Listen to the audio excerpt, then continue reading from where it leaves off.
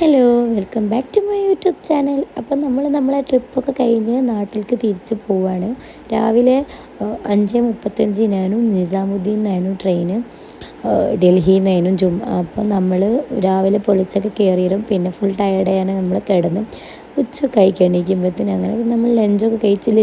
Lunch കഴിച്ചില്ല. Lunch നമുക്ക് ട്രെയിനത്തെ ഭക്ഷണം ഒട്ടും കംഫർട്ടബിൾ അല്ല. ഒന്നാമത് ട്രെയിൻ തന്നെ കംഫർട്ടബിൾ അല്ല. ഒരു വൃത്തിയില്ല, നീറ്റില്ല, ഒന്നുമില്ല. ജസ്റ്റ് അതിൻ്റെ കിച്ചണാണ് കേട്ടോ ഇത്. കിച്ചണിൻ്റെ വീഡിയോ ഞാൻ ജസ്റ്റ് ഇങ്ങനെ പാസ് ചെയ്തിട്ട് എടുത്തു തന്നേരം.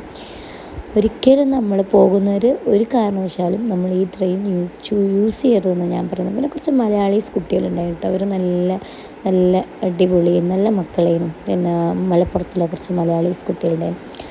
അങ്ങനെ പ്രത്യേകിച്ചൊന്നും ഇതിൽ ഉൾപ്പെടുത്താനില്ല. അങ്ങനെ നമ്മൾ പിന്നെ സൊമാറ്റോന്നായിരുന്നു ഫുഡൊക്കെ ഓർഡറാക്കി തന്നത്.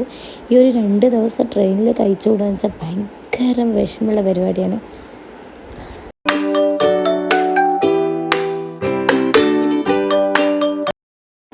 പിന്നെ നമ്മൾ മംഗലാപുരം എത്തിയേരം നമ്മളെന്താക്കി, ഫുഡ് വാങ്ങിച്ച് അവിടെ നല്ലൊരു ബിരിയാണി ഒരു ബിരിയാണി വാങ്ങിച്ച്. കാരണം ഇല്ലാസ്കാർക്ക് വലിയ ഇഷ്ടപ്പെട്ടിട്ടില്ല.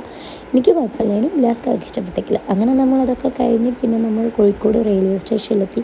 ആ കോഴിക്കോട് റെയിൽവേ സ്റ്റേഷനിലെത്തിയാലുള്ള ഒരു സന്തോഷമില്ല, അതിൽ കവിഞ്ഞ് വേറെ ഒന്നുമില്ല. പിന്നെ നേരെ മറിച്ച് വിഷമമുണ്ട്.